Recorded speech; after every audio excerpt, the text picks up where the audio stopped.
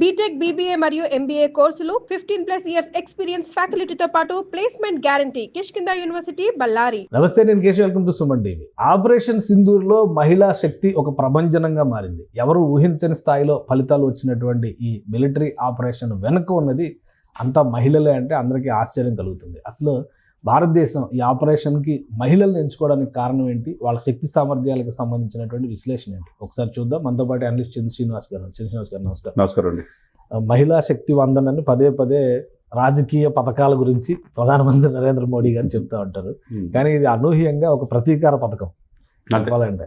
So వెనకాల మహిళలే చాలా సమర్థంగా వ్యవహరించారు. ఈరోజు వాళ్ళ శక్తి సామర్థ్యాలని దేశం కొనియాడుతుంది. అసలు ఈ వ్యూహాన్ని అనుసరించడానికి కారణం ఏంటి? డెఫినెట్గా అంటే మహిళలు ఏదైనా దేశానికి వాళ్ళు ఉంటే కదా మనం సగభాగం కదా. సగభాగం కదా.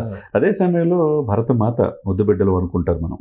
అటువంటిది మోదీ గారు ప్రతిదీ కూడా మహిళలకు చాలా ప్రాధాన్యత ఇస్తూ ఉంటారు. వాళ్ళ నుదుటి ఎప్పుడైతే కుంకుమ తొలగిపోయిందో మొన్న ఆయన చాలా బాధేసింది.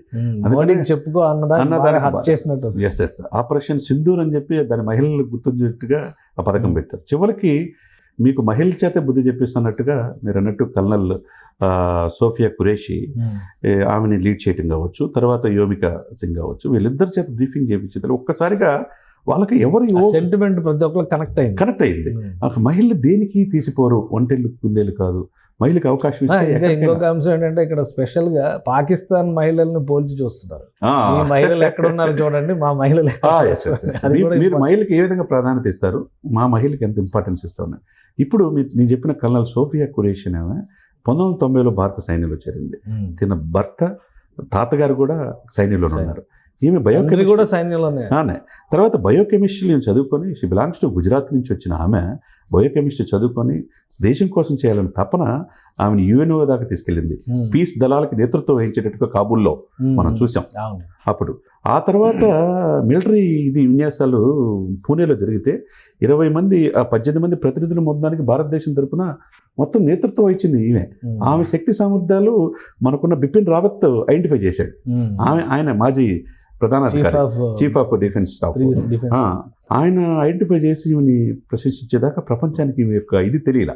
ఎందుకంటే ఆమె ధైర్య సాహసాలతో ఒక మహిళ తలుచుకుంటే ఏదైనా సాధించగలదని ఆమె వచ్చి బ్రీఫింగ్ చెప్తా ఉంటే, దీనికి నేతృత్వం వహించడం అంటే ఇంకా పాకిస్తాన్ వాళ్ళకి ఇంకా చెప్పుతో షాకింగ్. అంటే మతపరంగా చూసినా కానీ ఏ విధంగా ముస్లిం అనేసరికి చాలా మంది చాలా ఎమోషనల్ గా మన దేశంలో ఉండే నిజమైన ముస్లిమ్స్ అనేటువంటి కల్నల్ సోఫియా ఖురేషి ఒక ముస్లిం మహిళ అని ఇక్కడ మనం ఏం భావిస్తాం, మన సోదరిగా భావిస్తాం. అదేవిధంగా అబ్దుల్ కలాం గారు ఈ దేశానికి రాష్ట్రపతి అయ్యారు. మరి మనమంతా వేరియేషన్ చూపిస్తే అబ్దుల్ కలాం గారు ఈ దేశానికి రాష్ట్రపతి అయ్యేవాళ్ళు. ఆయనే కూడా మిసైల్ మ్యాన్ కదా.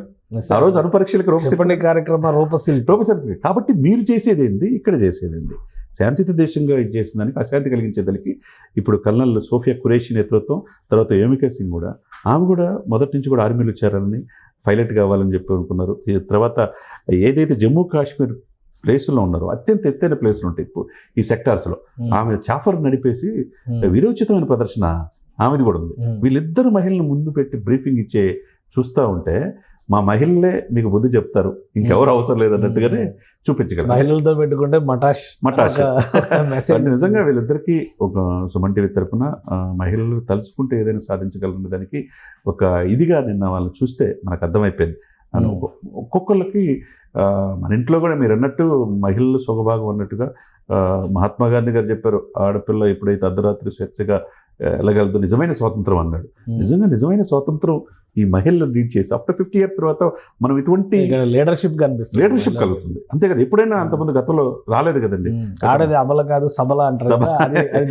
డెఫినెట్ గా నిరూపించారు. ఆ దిశగా వీళ్ళిరువురు కూడా మనం ప్రత్యేకంగా వందనాలు చెప్పారు. నేటి మహిళలు కూడా ఆదర్శంగా తీసుకునేటట్టుగా వీళ్ళ యొక్క పనితీరు, వీళ్ళు చెప్పిన తీరు ఎక్కడ కూడా వెనకల మేము ఆపరేషన్స్ ఇట్లా చేసాం, మీ వల్ల ఇంతమంది అన్యాయం అయిపోయారు, ఇప్పుడు పాకిస్తాన్లో 9 ప్లేసులు ఇలా చేసి వచ్చాం, మీరు ఇట్లా దీనికి ఎవరికి మీ సామాన్య మానవులకు ఎవరు ఇబ్బంది కలగల, మీరు ఇలానే తలుచుకుంటే మేము ఇంతకంటే రెట్టింపు ఇదితో మీకు సమాధానం చెప్తాం అనేది చెప్పారు.